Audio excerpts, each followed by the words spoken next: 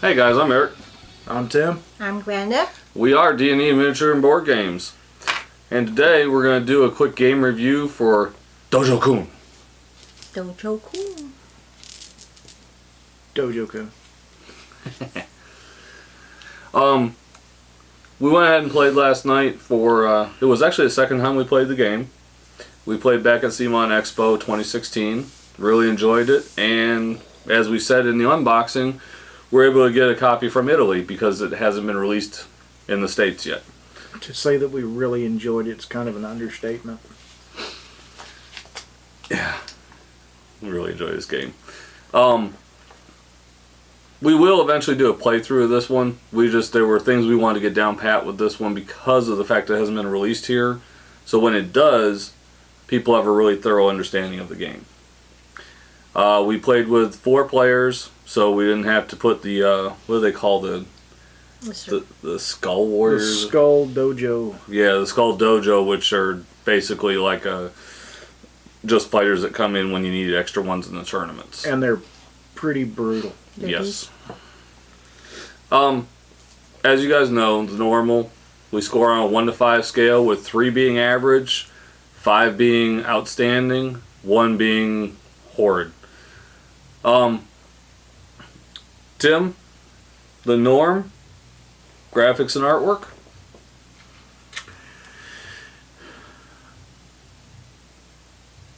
I like it. It's very, to, put a little pun to it, it's good. Just, it's got feng shui. The board sets up, it flows the way it sets up your dojo when you pick your master and you pick your dojo. Everything out here is laid out really well. The colors are very separate. You don't have any of them that are kind of close together. All your numbers and symbols and everything are easy to see, easy to distinguish. Your player cards, the artwork on the player cards, half the time, when we were sitting there at the table watching other people play at CMON, I'm not looking at what they're playing. I'm looking at the players, like the other fighters coming in. The artwork's really good. You naturally, just like everybody did there, we started picking out. It's like, hey, that's Bruce Lee. That's Jackie Chan. That's Hulk Hogan. So we had a lot of fun. And the look of this game, It's inviting. It really is. It's not intimidating. Like I said, when you set up your game board, it's one standard way to set it up. It makes everything flow. Everything is within reach, within sight. Everything is visible from across the table. Yeah. And that is really important when you're coming to play a game. It's a card, basically a card-based game. And then, there's the trackers and the stats that you add to it. And everything is, the creator of this thought a lot of stuff through. You rank up certain things, and instead of giving you 900, little trackers, he puts numbers on both sides. And that way, when you get one, like you go from level 2 to level 3, all you do is you flip your tracker over, instead of having to go search through another tracker. Which is a very good point when we get to components. Right. I mean, very, very well thought out with everything, but the graphics and artwork is definitely top notch. I gave it a 5, of course. I'm being nervous with the pen. Mine didn't click. So, I gave it a 5 as well. I have to go along. When we get into the main game boards in the center, you've got black, gray, different colors, but it sticks out enough. The dojos, the different colors for the dojos. The cards, I love the cards. Yeah. The different fighters and stuff. Just just enough color, but not enough that it's just overpowering. Yeah. I really can't say too much. I think you said most of it for the graphics and artwork, but I gave it a 5. Sorry. Glenda? Okay, wow. In the middle. I gave it a 3. Graphic and artwork. I think probably for me it's actually good. Everything. Like he said, you can distinguish them from one another. What kind of fighter each player has or is. But I thought they're dull. And I just thought it's 3. It's not superb. It's not outstanding. But it's number 3. And it's just median. And it's good to play. It's just number 3. Rulebook. He says that think with a serious face. I think if we hadn't played this at CMON, It's a struggle. it would have been a struggle. It may just be in the when they took it to from Italian to English, maybe it lost something in translation. The rulebook to me is kind of rough. Rough is probably kind of an understatement. I found it kind of harsh. I don't know if it was a translation issue. Or just not really a good rulebook. I think there's a lot to the game. There you go. And Can I finish my synopsis before you just hammer on? Let him finish. And then your turn. And then my turn. I gave it a 2. Go ahead. That's it. I was just gonna say, I just think there was a lot of stuff. There's a lot of play components to the game, and I think some of those things got pushed to the side.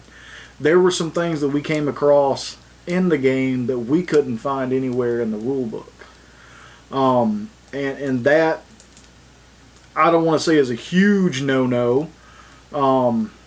But it certainly takes away from when you're playing the game and you have to be searching for something. If you grab a character that has one of these symbols that you can't figure out what's going on, it's an issue. And then there's another part of it that it was explained in the rule book, but when you're going through the scenario, and it says this one thing, and you're like, well, where is that? Where do I figure that out at? And then you have to flip all the way back.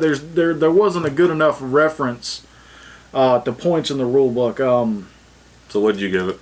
I gave it a 2 because it was a tedious rule book. Rough. Yeah. But I will say this, though. It was very well thought out because you got 4 rule books.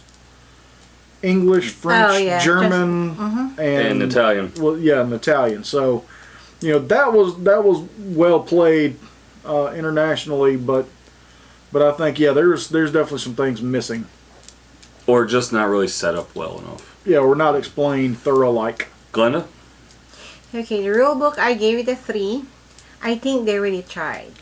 It's just. I really think they tried. Pretty average. Yeah, 3. They have it, like this color, this is that, this is the. But like Tim said, there's so much going on with the game that you will see page 5 because you're gonna have to, And I guess the way they thought of designing the rule book, it could have been better. I mean, really, it could have been. Yeah, maybe. But you still gave it a 3. So I mean, but. That's it. But, I mean, you'll be able to play it. You'll have fun with it. And it's just kind of like you're just going to have to look. Probably going to end up like we did and go, oh my God, I love this game. So, yep, I give it a 3. To the point that we bought it and paid for shipping from Italy to get it here. It's the same price as the game. Alright, so components. I gave components a 4. I didn't think they were average, but I didn't think they were spectacular. I think they were kind of in the middle. The cardstock's good. The board for the boards and the main board and the dojos, it's good stock. When we punched out the stuff from the punch out boards, we didn't have anything tear out. And actually, I had my daughter do it, which if we didn't have anything tear out while she was doing it, that means it's pretty good stock. I wouldn't let Sam do that. And he did. And I think these could take a pretty good beating and not get chipped up or bent Because this game does, in some cases, incite violence. Yeah. And So, You can get physical. But I gave it a 4. Glenda? Oh, I gave it a 4 too. All of it, it's all useful. It's all needed. It stands out as far as, you know, the dice. I like this. This I like. I love this. Yeah, everything else you need it for the game. It's there. It's actually the colors, everything. It's there. The only thing I didn't find that that we found while we were playing is if you have somebody that doesn't spend their damn kai, like Sam, there wasn't enough Kai. there's not enough. We actually had to get dice out to keep track of ours because she had like the mound over there. But anyways, Tim.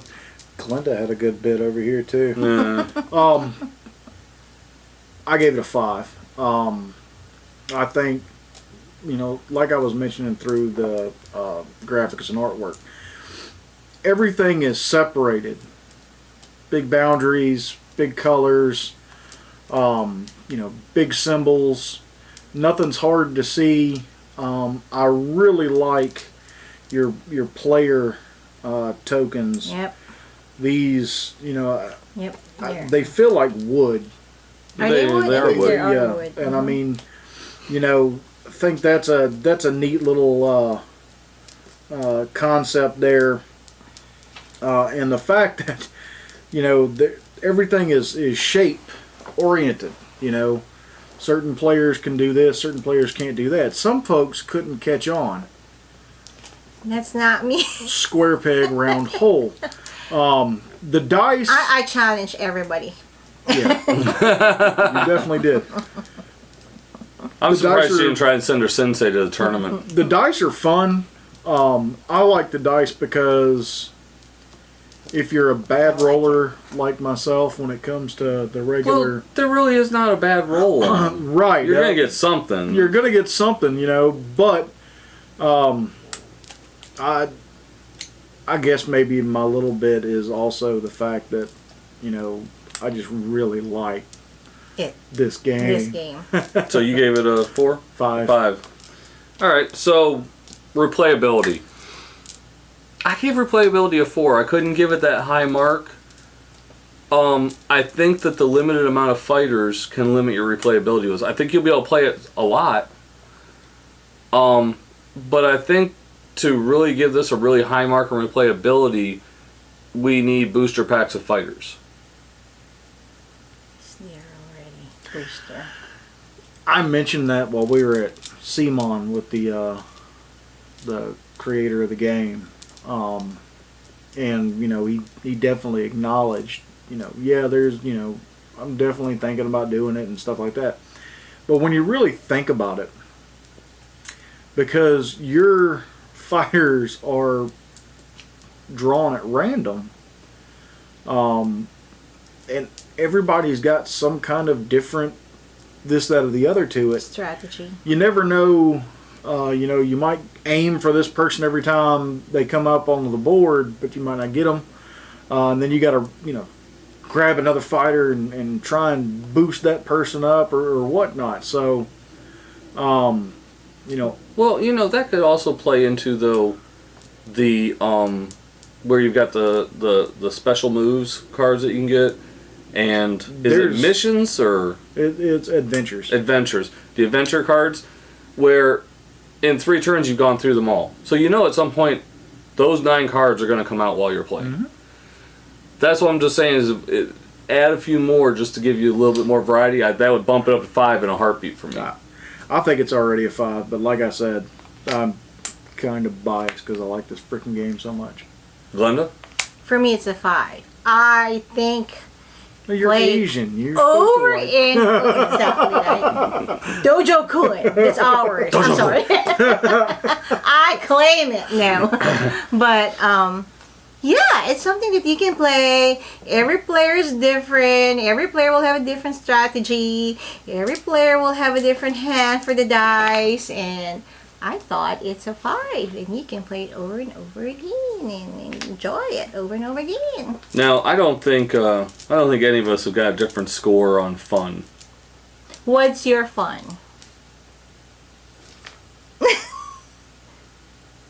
Yeah, definitely. Really? You didn't have a 5 for fun? Yeah, he got 2 5s. Yeah. We had a blast with this at CMON. Obviously, it shows in the unboxing because we were just couldn't wait to start playing it. It's not a game for everybody, but we really liked it. So we gave all of us a 5. Anything you guys? I have something to say about this game. It's a fighting game. Are there a lot of fighting games, board games out there? Like this, martial arts or something. I don't think like there's that. anything like this where you're actually training and making your fighters better, and then going to tournaments, then training, making your fighters better, and going to tournaments again. I think it's unique. It's a very unique idea. It's Like I said, very I don't good. think it's going to be for everybody. But I think the most part, if people give it a chance, they'll enjoy it. First looking at it, it's actually kind of intimidating It is intimidating because you got so of much all that's this going stuff. on. But Yeah, once you learn it, once you get past the What the heck is that? Yeah, all the symbols. Once you get past the symbols, What do I get for this? It's so freaking easy. which I think we had like 3-4 rule books floating around the Correct. table. Yeah, So correct. we could look up real quick. Well, that was because we were It's trying to fun. crane kick everybody, and But it's fun, even kids will like it. It's just like, what did I say? It's like Tekken on board game. You're fighting. It's Yeah, that's why I even said it on CMON. I said it's like Tekken on a board game. this to me reminds me of Bloodsport. Yeah, okay. oh yeah, that one. Yep. Which, by the way, There you go. It's I had Jim Clay Vander, which was Van Damme. who did I From have? Tim from Bloodsport. From Bloodsport. See, there you go. So guys, overall score from us, with all our scores put together, a 4.1. So we really enjoyed this. We gave it a 4.1 out of 5. No. You guys got anything to add? Buy it. If you guys like the review, and when we finally do get a playthrough up and you enjoy it, start asking some of the distributors if they've got it, because you can put enough word out there, they'll bring it over to the US and you guys will be able to play it too. But as always, guys, support your local gaming. We support Discover Games, Fayetteville, Georgia, across from Pavilion, next to Harbor Freight Tools. Shut up. It's not Shut up. games. It's tools. I was doing so good. So good.